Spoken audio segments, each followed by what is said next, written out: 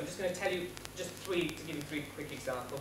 This woman collected pelargonium. She was a dairy farmer, but she collected pelargonium. Pelargonium is an interesting collection because it's a flower that you can crossbreed, which means that the collection will never, ever end. We went and visited her there. This woman collected dolls. She lived in a tiny, tiny flat.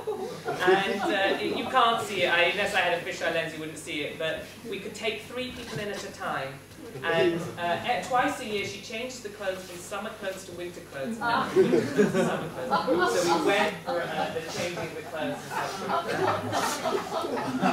This woman collected coffee cups. The coffee cups weren't so interesting in themselves, but the stories around the coffee cups were very interesting. And so we had a coffee morning. In fact, this was for women only. I didn't go to this one.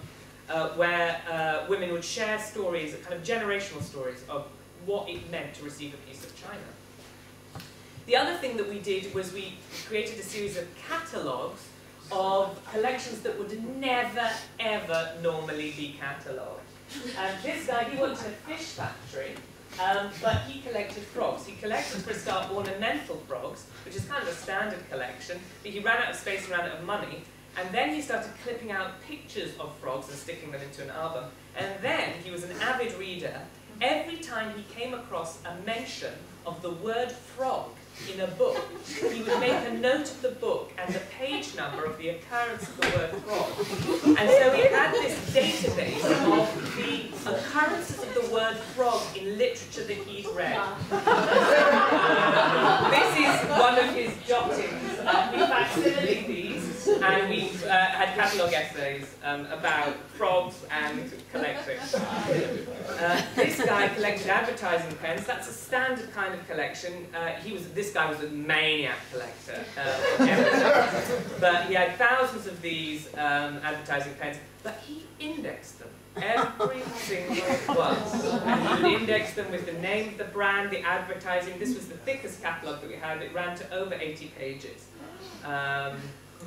This guy, this is a very interesting one, he didn't see himself as a collector, even though he absolutely was. During the key years of the development of rock and roll, from 1967 to 1969, from Hegenfar, which is this tiny fishing village in the bottom, he would tune into Radio Luxembourg and he would write down the top 20 hits in these books, which are very beautifully inscribed.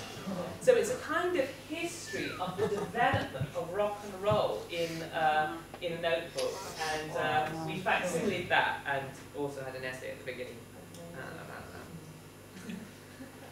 that. One of the lovely things about that project was going into people's homes. And so I worked on a project last year in Newcastle called Tours of People's Homes, where I work with people. I invited members of the public to work with me over a 6-month period, so quite a protracted period of time, to develop some kind of tour in their own home. And actually the tours were the kind of last, they were the public-facing bit, but in a way they were the smallest bit of what I did with those people. They had a kind of very, very compressed art school education. Some had a connection to arts, but a lot of people didn't. And then they were open to the public. The idea of tour is not really the right word. I'm going to give you a few examples of the kinds of things that happened. The first thing you're going to see is the advertising card for their particular performance, and then you're going to see a still from it. So this guy's name was Dan Civico. He's a designer. He's a kind of cool Newcastle designer. And he wanted to have a shed in his back garden. So he designed a shed, a very nice designer shed. And he got people to come around and help him build the shed. And as payment for your labour during the day, you were given the blueprint for that shed. So not only did you have the design specifications, you also had the expertise because you'd spent the day building it. So there was this idea that there would be a kind of community of shed builders. Sheds, if you don't know, is a very English thing to have, a shed in your back garden. There's a kind of community of shed builders in Newcastle. This woman, Katie Fletcher was her name. She is a computer programmer. And she kind of, I was really interested in her, but we didn't know what we were going to do for a long time. But then she came out with what her real fantasy was, which was to have a food fight. And that's exactly what I could talk about this to you for an hour. It was totally transformative for those people that were there. It was all to do with the people that were there. But there were these very kind of middle-class, middle-aged women that came to this thing that, no, don't put any cold beans on me, and by the end were rubbing cream and jelly and stuff. really transformative thing for those people. This woman, very different side, but just to give you another flavour, this woman, Pauline Frost, she'd been in a wheelchair for 8 years and she could suddenly walk. She lived in sheltered accommodation, a tiny place, and I just worked with her for a long time to tell her story, and you just went around her house and she just told you the story. But it was pretty incredible. This is the brother and sister, and they offered you a bath. And it was just literally that. You just went round to their house and they gave you a bath. And what we really worked at was just making it as natural and as normal as it possibly could be. But taking your clothes off in front of strangers and being washed as you have since you haven't been washed like that since you were a child was incredibly emotional for a lot of people. And yeah. This was the one kind of artist, real main artist. She offered you a tour inside her house, then into her bedroom, and then inside the wardrobe. You went into her wardrobe, and she gave you a kind of tour inside the wardrobe. And it came about, you know, childhood and inhabiting different kinds of spaces. And the final one, this one was a GP, that's a doctor, general practitioner, and she made this piece where you went round for dinner. She'd done a part-time art course as a doctor, she's in her 50s, and she'd started making this crockery, crockery is like china, with like words on, like fuck off or whatever. And she lives in this huge house in this very middle-class area in Newcastle. And she just made thousands, literally, of this crockery. And you went round as a group of strangers, and you had an 8-course meal, so small courses. And every time you finished your plate, there'd be another comment. But because she had so many, she could pick the comment for you. So it became, and most of them were insulting. So, how on earth do you put up with her? That's what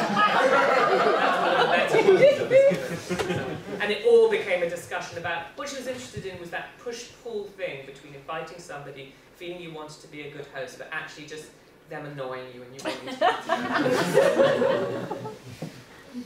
And the final section that I'm going to talk about is around names. I've been interested in names for a long time.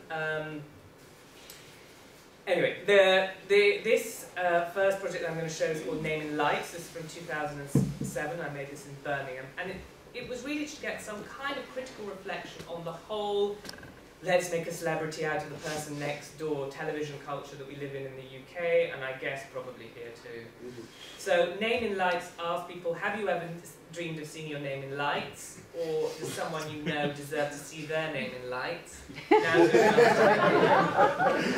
And we had a kind of poster campaign, but we also had this internet site where you could, and you still can in fact, type your name in lights and see it flash up there to your own website. Because of this viral marketing, this is a really interesting thing, because I'm obviously used to working, you know, with Total People's Empire, I was working with 14 people, and this attracted over 2 million people during the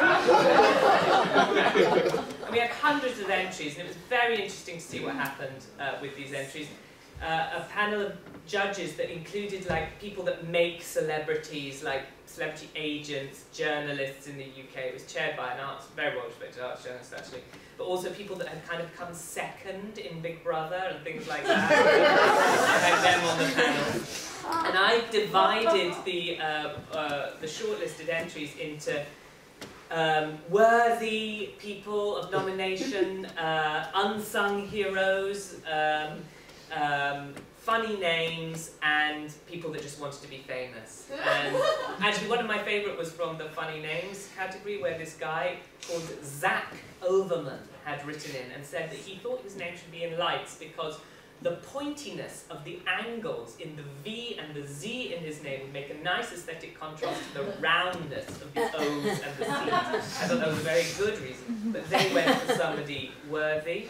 And this was constructed in lights in a giant thing. These are about 3 meters high, and installed on a famously very ugly building, a very much hated building in Birmingham. In fact, it has now been knocked down. So the least Hollywood building you can possibly imagine. And there it shone over the course of the summer, and it was kind of strangely beautiful. Anyway, one of the things that was said to me about this project is this is all very well, but we should be switching lights off now. It was actually quite an environmentally safe project, so low LED voltage bulbs, but anyway. So I won this competition called the Bank of America Create Art Competition, which is a UK competition for participative artwork, and it was the first year of it. And I thought, what is the environmentally friendly version of this project? And so I did Rooted in the Earth, which actually was really not that environmentally friendly, but anyway. And whereas Naming Lights appealed kind of to 16 to 25-year-olds, I don't know whether you like this, but I do like to think about who my audience really are, and for Naming Lights, they really were 16 to 25-year-olds. For Rooted in the Earth, it was much more about families, younger people and older people. And I asked members of the public to nominate somebody that they thought was worthy of some kind of accolade. And it was the beginning of we've got the Olympics in 2012, as you probably know, in London, and it was the beginning of the Olympiad, the 4 years. So it was asking what a kind of contemporary form of accolade should be. Of course, it was a laurel wreath in ancient Greece. We had lots of workshops, over 17 workshops, creative writing workshops, gardening workshops, etc. And then I used a lot of these historic sites. This is an ancient site. This is a very expensive, in fact, form of planting. It's called carpet bedding, where you have to cut. You never let the plant flower, so you cut it back twice a week, in fact, over the course of the plant's life. And we wrote the names of these winners in London parks. Some of the beds we had to make, like this one, over the course of a summer. And these names kind of were there in bloom. These are huge, so this is, you can't really get a sense of scale, but that's about 4 meters across. And then the last project that I'm just going to show you is, it's currently making it, in fact, in Porto in Portugal, where they wanted a project like this that was kind of high visibility, got people talking, got people discussing, but cost no money at all. And so the aim of this project, Viva Rua, was to permanently change the name of a street in the city to that of a local citizen. So it was the same process. People were asked to nominate. This time we did something else as well, which is we had a team of volunteers that went out. We had a team of about 20 volunteers, but they did it in different groups in main shopping streets or in parks with lots of people who went to events, to try and engage people in the project, to try and get them thinking about citizenship.